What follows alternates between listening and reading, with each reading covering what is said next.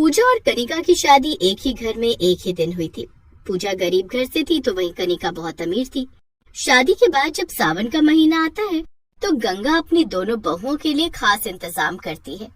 मैं कितनी खुश नसीब हूँ कि मेरे घर में एक साथ दो दो लक्ष्मी आई हैं। आओ मेरी बहुओं, अपने शुभ कदमों से इस घर को पवित्र कर दो। पूजा और कनिका दोनों घर के अंदर आती हैं। गंगा दोनों पर फूलों की वर्षा करती है। इस घर में तुम दोनों का स्वागत है। गंगा दोनों बहुओं को उनका कमरा दिखाती है। तुम दोनों अपने अपने कमरे में आराम करो। पार्लर वाली दीदी ने मेरे बालों में कितने पिन घुसा रखे हैं। मेरे सर में बहुत दर्द हो रहा है। सारे पिन खोल देती हूँ, मेरे बालों को थोड़ा आराम मिलेगा। पूजा अपने बालों से सारे पिन खोल देती है। पिन खोलते ही उसके बाल जमीन को छूने लगते हैं, क्योंकि पूजा के बाल बहुत ही लंबे थे। वो अपने लंबे बालों को खोलकर पंखे के नीचे बैठी थी। उसी समय महिलाएं मुंह दिखाई की रस्म के लिए उसके कमरे में आती हैं। पूजा के लंबे बालों को देखकर सभी बातें करने लगती हैं। गंगा की छोटी बहू के बाल तो बिल्कुल नागिन जैसे लंबे हैं। देखो तो कितने सुंदर लग रहे हैं। गंगा चुनकर बहू लाई है। इसके लंबे बालों ने इसकी सुंदरता पर चार चांद लगा दिए। पूरे मोहल्ले में इतने लंबे बाल किसी के नहीं है। महिलाओं ने पूजा का नाम लंबे बालों वाली बहू रख दिया। लंबे बालों की वजह से पूजा को मुंह दिखाई में कनिका से ज्यादा पैसे और उपहार मिलते हैं। इन गंवार औरतों ने उस गरीब पूजा को मुझसे ज्यादा उपहार और पैसे दिए हैं। लेकिन इन्हें क्या पता, कबाड़ का लोहा कबाड़ ही होता है और हीरे की परख तो जौहरी को ही होती है। दूसरे दिन दोनों बहुओं की पहली रसोई थी। पूजा और कनिका, आज तुम दोनों की पहली रसोई है। तुम दोनों के हाथ का बना खाना खाने के लिए मोहल्ले की औरतें भी आ रही हैं, इसलिए ज्यादा खाना बनाना। पूरे मोहल्ले भर की औरतें आ रही हैं, तब तो हम दोनों सारा दिन खाना बनाती रह जाएंगी। शादी से 4 दिन पहले ही मैंने फेशियल और हेयर ट्रीटमेंट कराया था। मैं आपके पास इतनी देर खड़ी रही तो सारे किए कराए पर पानी फिर जाएगा।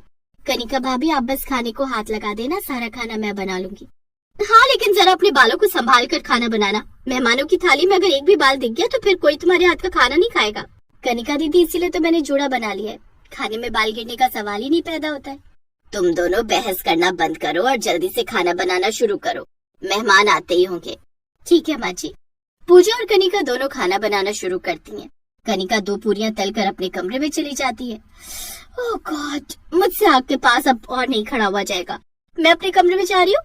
खाना बन जाए तो मेरे लिए वही लेती आना। ठीक है दीदी। पूजा फटाफट सभी मेहमानों के लिए खीर पूरी बनाती है और सबको खाना खिलाती है। मान गए पूजा बहू, तुम्हारे हाथों में जादू है। इतने जल्दी तुमने इतने सारे लोगों के लिए खाना तैयार कर दिया, वो भी इतना स्वादिष्ट। पिताजी, ये खाना मैंने अकेले नहीं तैयार किया है। कनिका भाभी ने भी मेरा हाथ बटाया है। लेकिन कनिका है कहाँ? वो अपने कमरे में है। वहीं खाना भिजवाने को कहा है, मैं उन्हें खाना देकर आती हूँ। पूजा सभी को खाना खिलाती है। सारे मेहमानों के चले जाने के बाद वो खुद खाना खाने बैठती है, जिसके बाद वो रसोई में जाकर जूठे बर्तन धोने लगती है। तभी वहाँ कनिका आती है। देखा भाभी, खाने में एक भी बाल नहीं निकला ना? हाँ, आज तो खाने में एक भी बाल नहीं निकला, लेकिन ध्यान रहे कभी ऐसा ना हो कि खाने में तुम्हारे लंबे बाल ही नजर आए। ऐसा नहीं होगा भाभी, मेरे बाल बहुत मजबूत है। कनिका मन ही मन सोचती है, मैं हर महीने पार्लर जाकर हजारों रुपए की हेयर ट्रीटमेंट कराती हूँ, लेकिन फिर भी मेरे बाल पूजा के बालों की तरह लंबे और सुंदर नहीं है। और एक ये पूजा है कि अपने लंबे बालों पर इतराती फिरती है। मैं अगले हफ्ते अपने बालों की रिबॉन्डिंग कराऊंगी। मेरे बाल लंबे ना से खूबसूरत तो बहुत लगेंगे। अगले हफ्ते कनिका अपने पति नितिन से 10,000 रुपए मांगती है। 10,000 रुपए? लेकिन तुमने तो शादी से पहले ही अपना हेयर ट्रीटमेंट कराया था ना। देखो ना नितिन, पूजा के बाल कितने लंबे और सुंदर है। सब उसकी तारीफ करते हैं। क्या तुम नहीं चाहते कि मेरे बाल भी सुंदर दिखे? कनिका, पूजा गरीब घर से आई है। वो अपने बालों पर महंगा हेयर ट्रीटमेंट तो दूर, महंगी शैम्पू तक नहीं लगा पाती होगी। उसके बाल नेचुरली लंबे और सुंदर हैं, और ये सब हेयर ट्रीटमेंट कराने से बाल खराब हो जाते हैं। नितिन, अगर आप पैसे नहीं दोगे तो मुझे माँ जी से मांगना पड़ेगा। नहीं, माँ से मत मांगना। ये लो 10,000 रुपए। Thank you. अब आप ऑफिस जाते समय मुझे ब्यूटी पार्लर ड्रॉप कर देना। नितिन कनिका को ब्यूटी पार्लर ड्रॉप कर देता है, जहाँ वो अपना हेयर रिबॉन्डिंग करवाती है। कनिका पार्लर से घर लौटती है तो वो देखती है कि घर में पंडित जी आए हुए हैं और पूजा पंडित जी को चाय नाश्ता परोस रही है। कनिका बहू, तू आ गई, आ बैठ, मुझे तुम दोनों से बातें करनी है।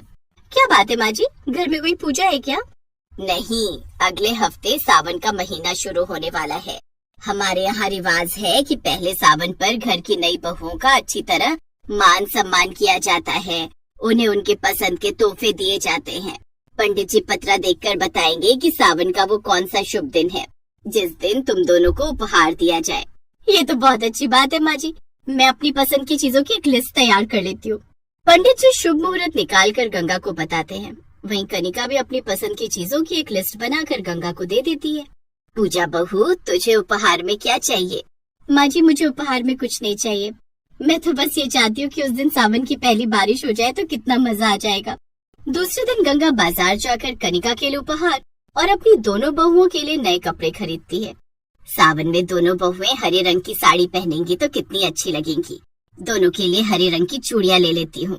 गंगा अपनी दोनों बहुओं के लिए हरे रंग की साड़ी और हरे रंग की चूड़ियां खरीदती है। सारी शॉपिंग करने के बाद गंगा घर आती है। गंगा, बहुओं के सावन की तैयारी हो गई? हाँ, हो गई जी। ये देखिए, मैं अपनी दोनों बहुओं के लिए हरे रंग की साड़ी और हरे रंग की चूड़ियां लाई हूँ। सच में दोनों बहुओं के घर आने से ऐसा लग रहा है जैसे हमारे घर में बहार आ गई हो। अगले हफ्ते ही दोनों का पहला सावन सेलिब्रेट करना है, तो मेहंदी वाली को घर बुलाकर दोनों के हाथों में मेहंदी लगवा दो। ठीक याद दिलाया आपने। मैं कल ही मेहंदी वाली को फोन करके बुला लेती हूँ। दूसरे दिन गंगा मेहंदी वाली को फोन करके घर बुलाती है और अपनी दोनों बहुओं के हाथों में मेहंदी लगवाती है। मेहंदी लगवाते समय बार बार पूजा के बाल खुल रहे थे। पूजा भाभी, सावन आने से पहले ही आपके जुल्फों ने बादल कर दिया है। इन्हें संभाल लो, नहीं तो आपकी मेहंदी खराब हो जाएगी। रुक जा पूजा, तू मेहंदी लगवा, मैं तेरे बाल समेटती हूँ। इसके बाल हैं ही इतने लंबे और खूबसूरत, बिल्कुल सावन की घटा की तरह। एक बार फिर पूजा के लंबे बालों की तारीफ सुनकर कनिका जल भुन जाती है। माँ जी, भले पूजा के बाल बहुत लंबे और मेरे बाल छोटे, लेकिन मेरे बाल पूजा के बालों से ज्यादा खूबसूरत, सिल्की और शाइनी है। हाँ हाँ कनिका बहू, तेरे बाल भी बहुत सुंदर हैं। तुम दोनों के बालों की अपनी अपनी अलग अलग खूबसूरती है। मेहंदी लगवाने के बाद दोनों बहुएं अपने अपने कमरे में चली जाती हैं। उस दिन गंगा सबके लिए खाना बनाती है। रात में जब सभी लोग खाने की टेबल पर इकट्ठा होते हैं, माँ जी, सावन के प्रोग्राम से पहले मुझे ब्यूटी पार्लर जाना है। मैं अपने बालों को कर्ल करवाऊंगी। उस दिन फोटोशूट भी तो होगा ना, तो मेरे बाल सुंदर दिखने चाहिए। कनिका, तुमने पिछले हफ्ते ही अपने बालों की रीबॉन्डिंग करवाई है, अब तुम्हें अपने बाल कर्ल करवाने हैं। तुम पूजा से कुछ सीखती क्यों नहीं हो कि बालों की कैसे केयर करनी चाहिए? मुझे पूजा से कुछ सीखने की जरूरत नहीं है। हाँ हाँ बहू, तो उस दिन पार्लर जाकर अपने बाल कर्ल करवा लेना। गंगा की दोनों बहुएं अपने पहले सावन को लेकर काफी एक्साइटेड थी। कनिका सुंदर दिखने के लिए खूब पैसे खर्च कर रही थी, तो वहीं पूजा बस भगवान से यही मिन्नत कर रही थी कि उस दिन बारिश हो जाए। 2 दिन के बाद हफ्ता खत्म हो जाता है और सावन के प्रोग्राम का दिन भी आ जाता है। गंगा की दोनों बहुएं सज धज कर तैयार हो जाती हैं। कनिका बहू, ये उपहार तुम्हारे लिए, और पूजा बहू, ये तुम्हारे लिए। फोटोग्राफर सारे प्रोग्राम की फोटो शूट कर रहा था। उसी समय जोर जोर से बादलों के गरजने की आवाज आने लगती है। लगता है बारिश आने वाली है। बारिश आने वाली नहीं, बल्कि बारिश आ गई है। सावन की पहली बारिश, मुझे इसी दिन का इंतजार था। पूजा भागकर छत पर जाती है और जूड़ा खोलकर अपने लंबे बालों को छत से लटका देती है और सावन की पहली बारिश में अपने बाल धोने लगती है। पूजा के पीछे पीछे सारा परिवार छत पर जाता है। फोटोग्राफर पूजा का फोटो शूट करने लगता है। ये तो क्या कर रही है पूजा बहू, तेरी तबीयत खराब हो जाएगी। माँ जी, बचपन से मेरा सपना था कि मैं सावन की पहली बारिश में अपने लंबे बाल धो। मेरे मायके में छत न होने के कारण सावन की पहली बारिश में मैं कभी अपने लंबे बालों को धो ही नहीं पाई।